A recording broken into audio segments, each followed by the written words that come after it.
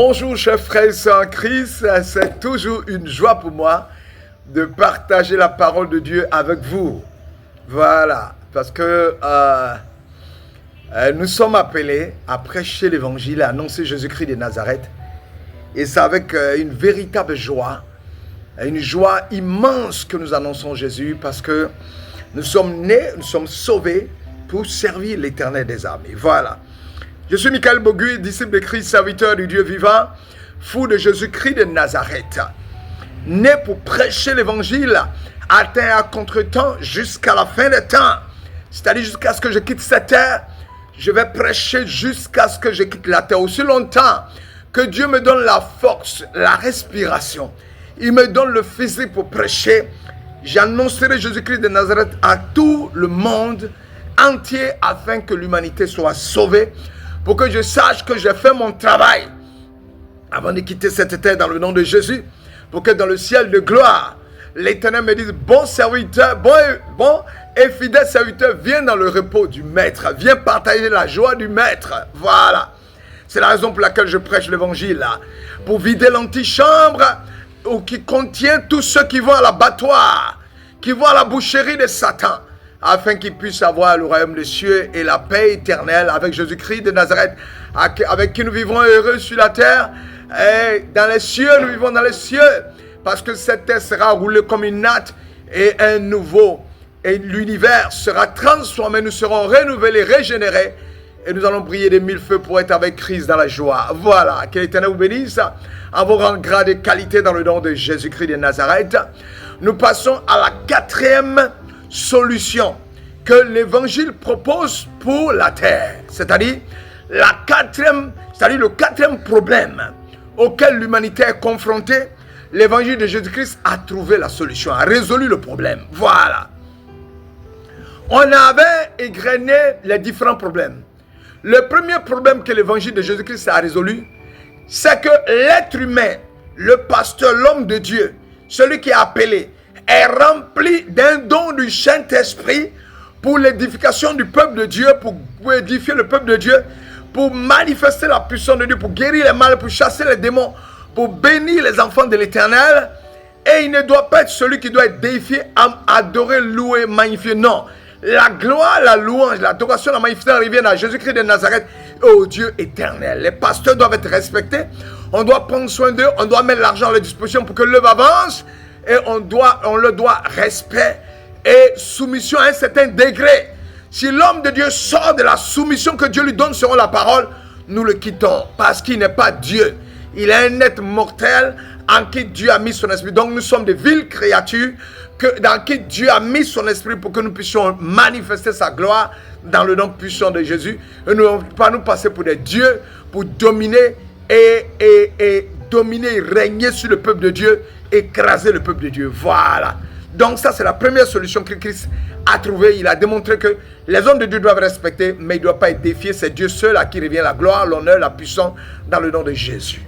Le deuxième aspect, c'est que il a démontré aussi, la deuxième solution que l'évangile a trouvée, c'est que l'inceste, l'impudicité, les vaines façons de vivre ne sont pas la gloire de Dieu. Elles détruisent l'être humain.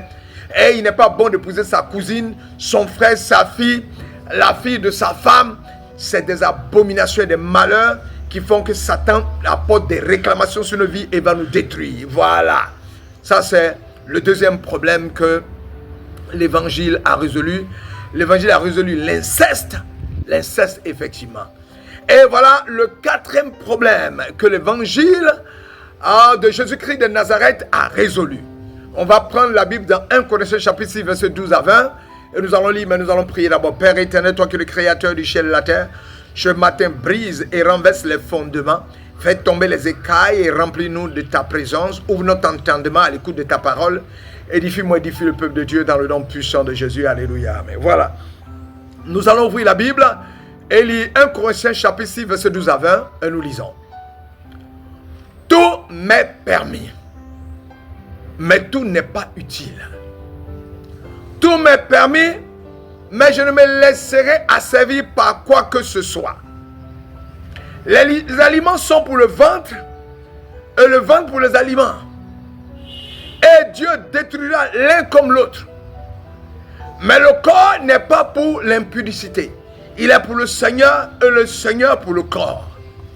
Et Dieu qui a ressuscité le Seigneur nous ressuscitera aussi par sa puissance. Ne savez-vous pas que vos corps sont des membres de Christ? Prendrais-je donc les membres de Christ pour en faire les membres d'une prostituée? Mais celui qui s'attache au Seigneur est avec lui un seul esprit. Fuyez l'impudicité. Quelque autre péché qu'un homme commette, ce péché est hors du corps. Mais celui qui s'y livre à l'impudicité pêche contre son propre corps. Ne savez-vous pas que votre corps est le temple du Saint-Esprit qui est en vous, que vous avez reçu de Dieu, que vous ne vous appartenez point à vous-même, car vous avez été racheté à un grand prix? Glorifiez donc Dieu dans votre corps et dans votre esprit qui appartient à Dieu. Le message est clair. Votre corps ne vous appartient pas. Vous êtes propriété de l'Éternel des armées.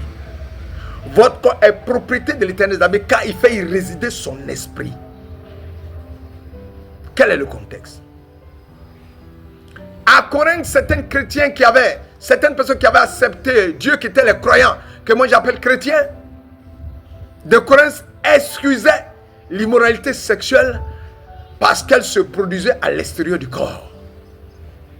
Pour eux, puisque les rapports sexuels de toutes sortes, l'homosexualité, le lesbianisme, la prostitution, la pédophilie, la zoophilie, l'impudicité se pratiquait avec un partenaire qui est en dehors de leur corps, ils croyaient que c'était faisable et que cela n'avait aucun impact sur leur vie. Alors l'apôtre Paul va le rappeler au verset 18.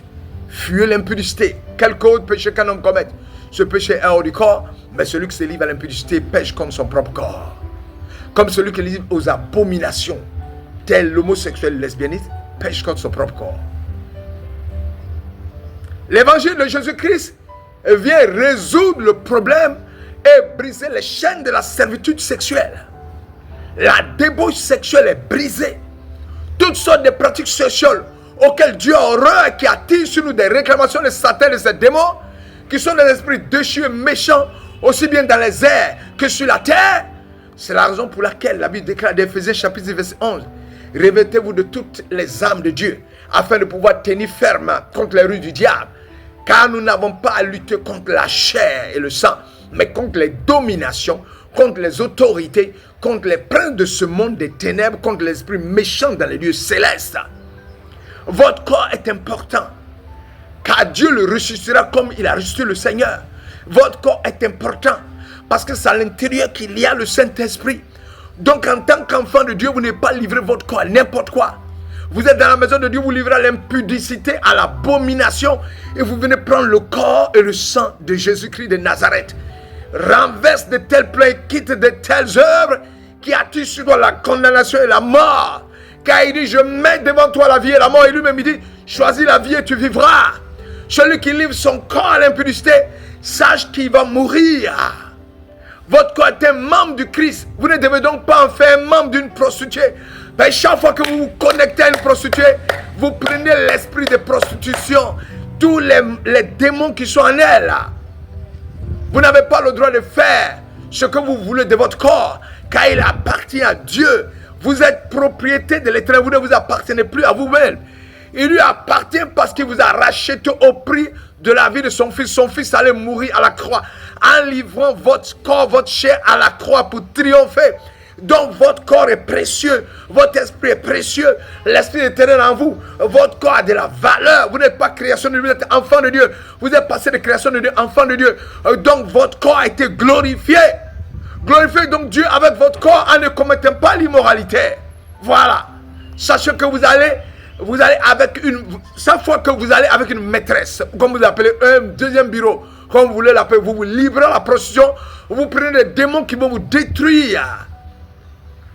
1 Corinthiens chapitre 7 verset 2 à 3 dit, toutefois pour éviter toute immoralité sexuelle, que chaque femme ait sa femme et que chaque homme ait sa femme et que chaque femme ait son mari. Que le mari rende à sa femme l'affection qu'il lui doit et que la femme agisse de même envers son mari. Voilà. Donc Jésus, par son évangile, a résolu le problème de la débauche sexuelle. Jésus, par son évangile, a résolu le problème de croire que quand on pose des actes en dehors de son corps, cela n'a aucun impact. Au contraire, Ça a un véritable impact. Donc, il a résolu le problème en nous disant, mon fils, ma fille, tu ne dois pas livrer ton corps à la prostitution, à la zoophilie, au lesbianisme, à l'homosexualité, à toutes sortes de pratiques sexuelles. Parce que tu es un corps purifié, un corps glorifié, parce que Jésus est venu mourir et que tu as de la valeur, que l'Esprit de l'Éternel est en toi. À partir d'aujourd'hui, sache qu'à compter de ce jour, Jésus a résolu le problème, le quatrième problème,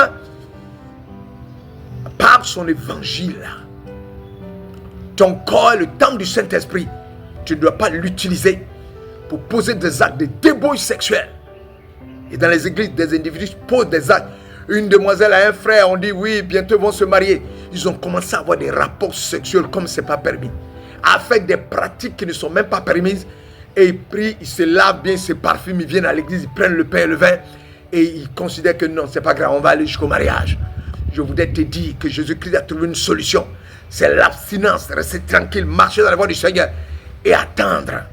Nous qui sommes mariés, je vais te dire, l'acte sexuel, toi-même tu finiras par en être fatigué. Calme-toi, reste tranquille et attends le jour où ton mariage sera organisé pour que tu puisses jouir de cela normalement dans les règles des lois prescrites par l'Éternel des armées. Que l'Éternel te bénisse et que tu saches que Jésus-Christ a résolu le problème en sortant les Corinthiens des vaines façons de vivre, des débauches sexuelles, des vaines manières de vivre. Et maintenant, nous-mêmes, nous sommes libérés de ces chaînes et la grâce de Dieu se manifeste. Père, merci de nous avoir délivrés de l'emprise du sexe, de l'emprise satanique, de la débauche sexuelle, de l'impudicité, de la prostitution, des vaines façons de vivre. Maintenant, nous sommes libérés. Quatrième problème que l'évangile de Jésus-Christ a résolu, c'est nous libérer de la débauche, de l'impudicité, de la zoophilie, de lesbianisme, des vaines façons de vivre, d'avoir une femme, de l'aimer, de l'amour de Dieu, que notre femme nous aime, que nous soyons heureux avec une seule femme, dans le nom puissant de Jésus. Que l'Éternel vous bénisse, que sa grâce se manifeste, qu'il soit avec nous. J'invoque l'Esprit de l'Éternel. Oh Père, libère mon frère, libère ma soeur de l'impudicité, de la débauche sexuelle, des vaines façons de vivre. Libère ce jeune homme de lesbianisme, de l'homosexualité, de la zoophilie, oh, de l'impudicité, des vaines façons de vivre, des abominations éternelles. Libère-le et que ta grâce, ta paix soit sur nous. Bénis-nous au nom puissant de Jésus-Christ. Merci pour cette quatrième solution que ton évangile a trouvé dans le nom de Jésus. Alléluia, amen. Que l'Éternel vous bénisse, à très bientôt. Je vous aime de l'amour de Dieu. Alléluia, amen.